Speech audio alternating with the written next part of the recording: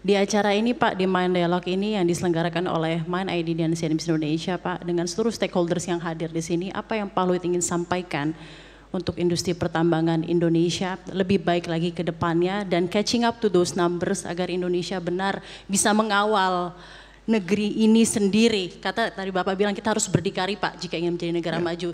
There's no developed countries that want us as a developing countries to be developed countries seperti yang Anda sampaikan. Di sini di depan stakeholders industri pertambangan Indonesia apa yang Anda ingin disampaikan? Ya sebenarnya menurut saya sederhana ya, kita nggak usah pikir yang aneh-aneh gitu. Yang pertama saya masalah lingkungan. Oke Pak. Jadi lingkungan itu menurut saya penting sekali. Tadi ada ILO datang kantor saya dari Geneva. Saya bilang sama dia, dia pikir kita tidak suka dia datang. Saya bilang saya suka sekali, kamu pergi deh ke Morowali sana. Kamu kritik apa yang kamu kritik, nanti biar ada alasan saya tambah kuat untuk menutup tambang yang tidak comply terhadap government regulation on apa namanya climate, baik. Lingkungan ini, environment. Dia bilang begini, minister, saya bilang iya kenapa? Kita juga negara yang pengen masa depan anak cucu kita bagus. Kita tidak asal menambang untuk kita make money. Dan saya bilang sama John Kerry, saya bilang, John, you don't need to remind us about the climate change.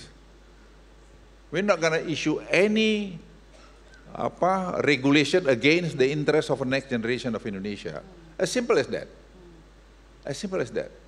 I'm not gonna destroy my grandchildren by issuing the the policy against the interest of them. So you don't need lecturing us about that. Saya ngomong terbuka itu di Bali. Don't need lecturing us. We understand. We know this well. But how to do it, that's I think the issue. Itu menyangkut pada JETP. Jadi yang mau saya sampaikan, teman-teman yang main di tambang, ya efisiensi nomor satu. Semua mainin aja digitalize. Semua di-digitalize seperti kita sekarang masuk Simbara. Simbara sekarang itu kan semua kita sudah masuk di batu bara, kita masuk di kelapa sawit, kita masuk di di timah, kita masuk juga di nikel, kita masuk semua. Sekarang kita baru tahu kelapa sawit kita itu bukan 12 juta hektar, 16 juta hektar. Setelah kita lakukan tadi pemetaan baru dengan semua digital. Jadi sebenarnya di tambang ini juga menurut saya sama, bagaimana kita memaksimalkan supaya tambang itu jadi satu ekosistem dengan segala macam mineral yang ada kita ini. Jadi tidak berdiri sendiri, dan untuk itu research. Saya juga berharap misalnya, kemarin saya bicara di UI misalnya, di di Depok. Nah, memang bayangkan dana research mereka berapa kemarin? 1,6 miliar ya.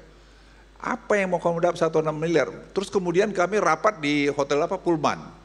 Bayar hotelnya aja berapa ratus juta, dia bilang. What you can get? You got nothing.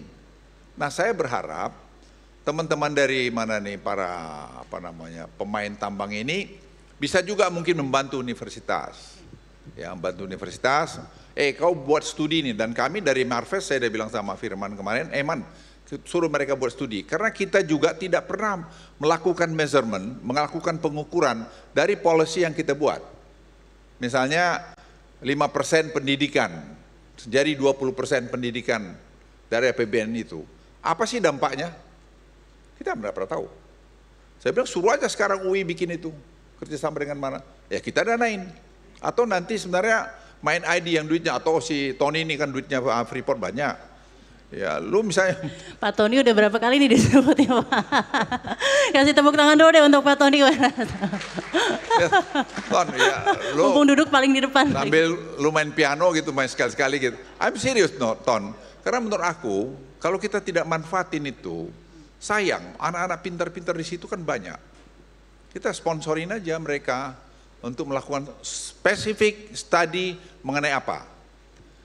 Itu saya kira sama tambang, jadi saya bilang tadi lingkungan, kemudian membantu sponsorin tadi research di universitas yang bagus, ada UI, ITB, kemudian tadi masalah digitalisasi, karena digitalisasi akan bagus semua. Jadi korupsi itu diliwatin lah, konflik of interest itu kita kurangin lah. Kalau kita pengen maju, kita harus kasih contoh.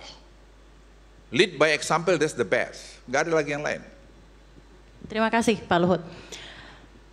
Pak Luhut, tadi di paparan Pak Luhut Bapak juga sempat menyampaikan bahwa since pandemic, COVID-19 pandemic, a lot of countries get even more protectionist about their rare minerals and critical minerals, ya Pak ya.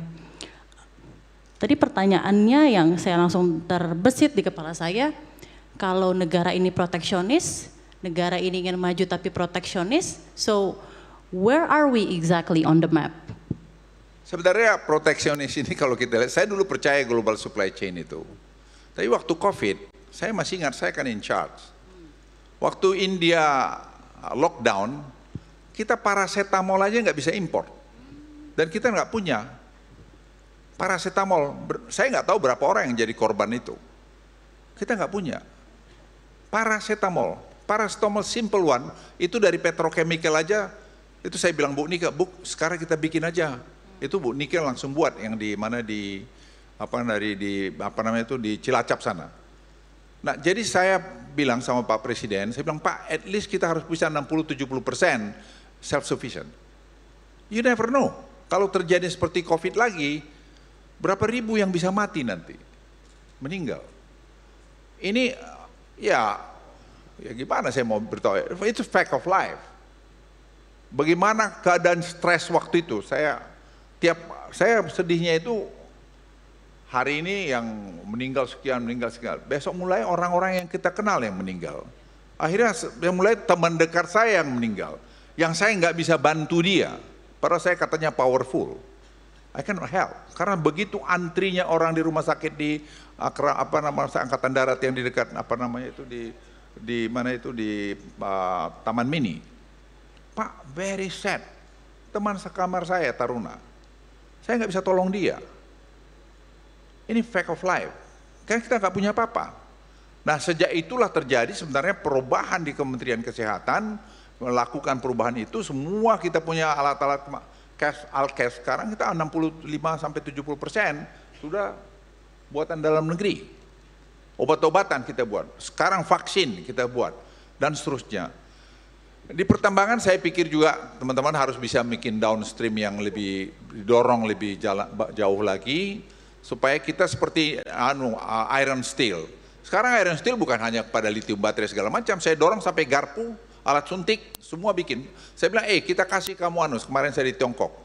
Kita kasih kamu special economic zone, bikin itu barang itu. Nanti ikutkan UKM-nya Indonesia. Bapak kemarin ketika Anda ke Tiongkok Pak dan bertemu dengan Pak Menteri Wangi dan juga Anda melihat betapa signifikannya budget yang dikerahkan untuk R&D di institusi-institusi pendidikan China, dan no wonder tadi Bapak juga bilang whether you like it or not, Tiongkok ini memang paling terdepan Pak dalam EV dan lain-lain. Apa yang terbesit dalam benak Anda agar Indonesia bisa menjadi atau bisa menyamai kekuatan itu Pak? Kita punya potensi untuk itu kok. Tinggal sekarang pendidikan, saya senang bahwa Presiden terpilih punya program juga dengan SMA unggul, terus makan bergizi, dan sekarang lagi dikerjain teknis oleh Firman juga nih dengan timnya Pak Presiden terpilih, dan saya lihat sudah maju sekali. Orang bilang ini angka terus ambil 250 triliun, apanya 250 triliun itu? Angka kita mulai mungkin dengan 20 triliun bertahap sampai jalan, dan program ini sudah dijalankan di 93 negara, bukan hal yang aneh. Dan ini saya kira sangat bagus.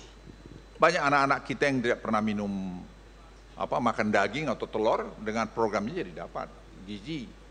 Dan di situ ada barcode-nya, saya lihat lagi bagus. Barcode-nya itu bisa di tiap hari berganti. Bisa misalnya today your meal consists of eggs on rice, and ini bahasa Inggris belajar lagi. Tanpa dia maju lagi satu program. Jadi saya pikir bagus. Orang takut nanti anggaran belanja kita nggak kuat. Sebenarnya bertahap nggak ada masalahnya. Mereka bikin skenario ekonomi. Seto, Firman dengan Rahmat, itu kita lihat dengan budget defisit 2,5%, kita bisa dapat 612 triliun rupiah, dan kita bisa menyelesaikan tol Sumatera, kita bisa menyelesaikan juga tadi makan bergizi, kita juga bisa meneruskan pembangunan ibu kota. So what's the problem? Kita exercise itu. Jadi negara ini menurut saya kita tidak perlu khawatir, asal kita lola dengan baik, asal ya kita kurangin tadi kebocoran-kebocoran. Nanti sudah sesinggung dengan digitalisasi kita akan bisa kurangin secara signifikan mengenai kebocoran tadi itu. Jadi ICOR kita bisa membaik lagi. ICOR ya Pak ya, jadi governance dan tata kelola ya Pak ya. Pak Luhut, bagaimana Anda memandang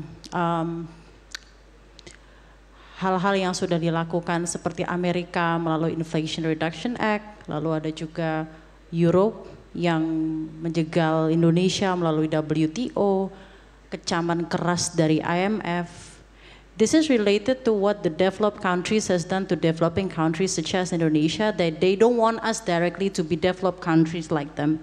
Ya, tapi as we are striving to get there, apa yang bersama-sama harus dilakukan oleh seluruh stakeholders agar tekanan-tekanan dari luar bisa perlahan-lahan sirna, Pak? Sebenarnya seperti IMF, itu Kristalina kan teman baik saya. Ya saya telepon dia, saya bilang, Kristalina, what happened? What is your message something? Oh Pak Luhut apologize, sebenarnya itu mungkin. Sampai Firman ikut saya di Washington ya, Man ya. Saya sampai diterima dia di kantornya dia jelaskan dengan anunya dia tidak begitu ceritanya. Tidak begitu ceritanya, Tidak Pak? begitu. Indonesia negara yang sangat bagus dibandingkan negara-negara lain, di antara G20 ini ekonomi paling bagus dan seterusnya. Jadi tidak benar itu. Saya juga berteman sangat baik dengan Presiden World Bank si Ajay, sama juga dia bilang your economy is very beautiful and we love very much with your segala macam polisinya itu.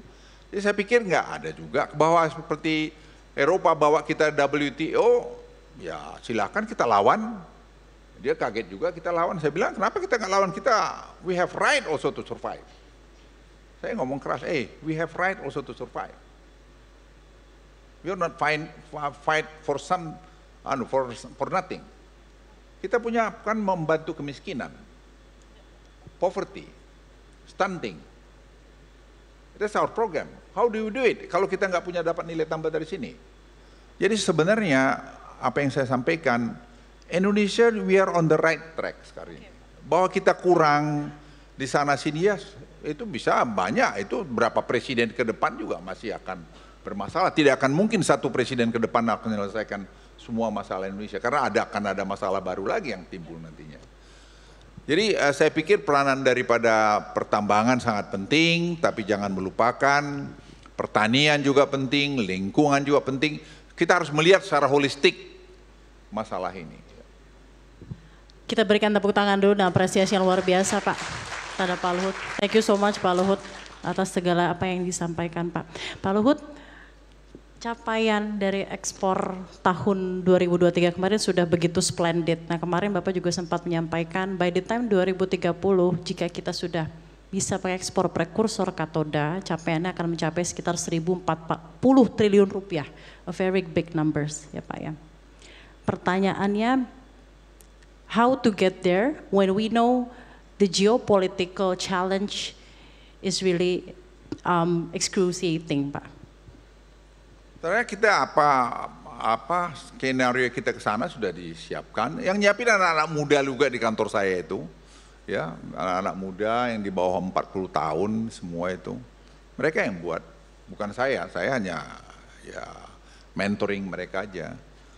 Kemarin misalnya menarik tuh, ada satu perusahaan garment tekstil dari Tiongkok itu mau investasi Indonesia. Tadi pagi dia datang lagi ke rumah saya, dua ini. Saya terima pagi-pagi di kantor.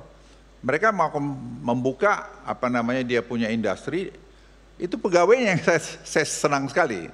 Dia bilang kami pegawai 90.000 orang. Dan 90.000 orang itu dikasih asrama, kasih tinggal, kasih rumah.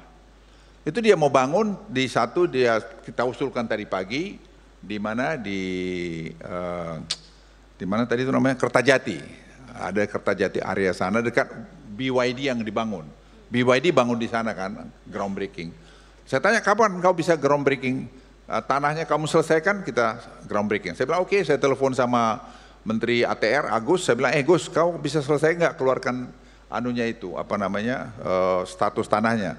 Bisa Pak, seminggu. Ya, by next month kita akan lihat mulai construction untuk tadi 90.000, tadi setok koreksi saya 108.000. Ya, 108.000 lapangan kerja, dan juga dia mau buka di Sukoharjo. Dia bilang, apa yang kau bikin ini? Dia bilang, saya mau tarik orang semua dari mana, investor semua dari Vietnam masuk kemari. Loh, kenapa kamu tarik? Lah saya bilang lebih menarik kok kamu melayanin kami begini cepat. Saya bilang nggak ada masalah. Pokoknya ada kau masalah, you can come to us and we'll fix it. Ada Seto, you go to Seto. If you don't get the solution, you come to me. Jadi buat kita sekarang yang penting pejabat-pejabat pemimpin republik ini responsif terhadap investor itu. Dan semua kita juga minta investasi yang berorientasi ekspor. Kalau kita mau tumbuh 6,5%, 7%, kita harus minta kepada investasi yang berorientasi pada ekspor. Ini dia ekspornya dia bisa sampai 18 billion US dollar. Jadi saya bilang, wow, ini kita kasih karpet merah. Saya bilang, dia bilang ini perlu air, kita cari mana tempat air. Di Sukoharjo ambil dari misalnya Begawan Solo, atau tadi ada lagi dibilang yang dekat ke Jatiluhur, ada industrial estate di sana. Jadi apa saja yang bisa kita berikan servis, ya kita beri servis. Menurut saya sebenarnya kita ini nggak usah terlalu sok-sok pintar. Kita benchmark aja ke negara-negara sekitar kita lakukan perbaikin sedikit sana sini, dan kenapa? Sama dengan family office. Saya bilang sama Pak Jokowi, Pak, family office itu dia ada 1.500 di Singapura.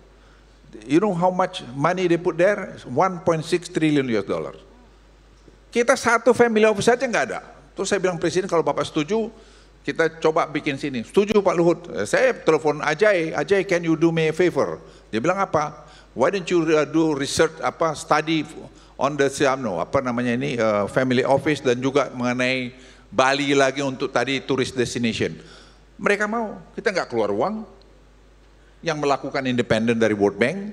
Saya bilang, can you do it within 3 months? Dia bilang, bulan Juli, MD saya, managing director saya akan datang ke Indonesia. Sekalian aja kalian bicarain. Jadi apa yang mau saya sampaikan, Indonesia ini sekarang itu betul-betul on the right track.